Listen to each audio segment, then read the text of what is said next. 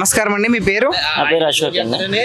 Sir, మొన్న మీ ఊర్లో అత్యంత ఘనంగా పవన్ కళ్యాణ్ గారి జనసేన పార్టీ 12వ ఆవిర్భావ సభ అయితే జరిగింది కదా, దానికి మీరు ఎలా అనిపిస్తుంది మీకు అసలు? మేము చాలా ఆనందపడుతున్నాం అండి.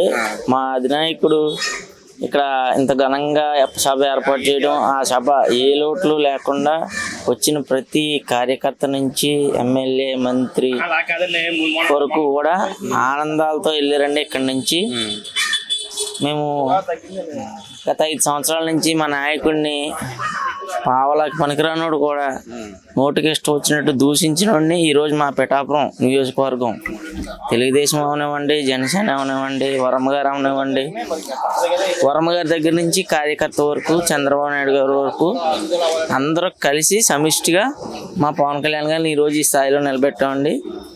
దానికి తగ్గ ప్రతిఫలం ఈరోజు పిఠాపురం ప్రజలతో పాటు ఎక్కడో మారుమూల డోలీ మూతల దగ్గర వరకు అందరూ ఆ ప్రతిఫలం అనుభవిస్తున్నారండి, ఆస్వాదిస్తున్నారండి. ఇప్పటికీ కూడా కొన్ని కార్యకర్తలు మాకు అది రాలేదు, మాకు ఇది రాలేదు అన్నా సరే అందరికీ అన్నీ సర్దుతారండి. కంగారు పడిపోతే వెంటనే అయిపోదు కదండి. 5 సంవత్సరాలు రోడ్డు బాగోలేదని రోడ్డు మీదకి వస్తే కొట్టు పంపించేవారండి. ఈరోజు అదే రోడ్లో 100 స్పీడ్లో వెళ్తున్నారండి. అది పల్లెటూరు అవనివ్వండి, పెద్ద రోడ్డు అవనివ్వండి, అభివృద్ధి చేయడానికే వచ్చారు, అభివృద్ధే చేస్తారు. దాన్ని మనం చూసి అప్పుడు మాట్లాడాలి తప్ప ఇప్పుడే ఏదో అయిపోవాలంటే ఈ పాటికి మనకి స్వాతంత్రం వచ్చి 72 సంవత్సరాలు 75 సంవత్సరాలు అయిందండి. అప్పుడే అయిపోవాలంటే అప్పుడే డెవలప్మెంట్ ఉండాలా, ఒక సింగపూర్లో ఉండాలా. కానీ మన ప్రజాస్వామ్య రాజ్యం అవుతాయండి.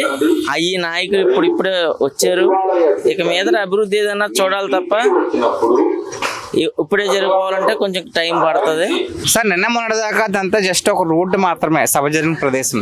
అలాంటిది సభ జరుగుతున్నప్పుడు మొత్తం పండుగ వాతావరణం అనిపించింది కదా, మీకు ఎలా అనిపించింది? చాలా సంతోషం అండి.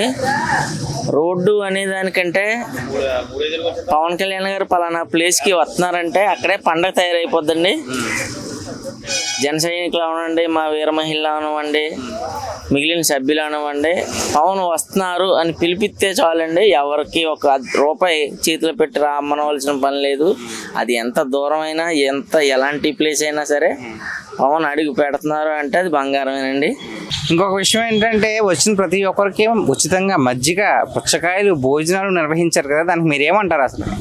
మజ్జిగ, పుచ్చకాయలు అనడానికి ఇది వచ్చిన కార్యకర్తలని డబ్బులు ఇచ్చింది తీసుకొచ్చో, మందు ఇచ్చింది తీసుకొచ్చి కార్యకర్తలకు అనుకోండి అవి ఇచ్చేసి వెళ్ళిపోతారు అనాదే ఉంటుంది తప్పించి, మిగిలిన పార్టీలు అనుకోండి డబ్బులు ఇచ్చి తీసుకురావాలి, బస్సులు పెట్టాలి.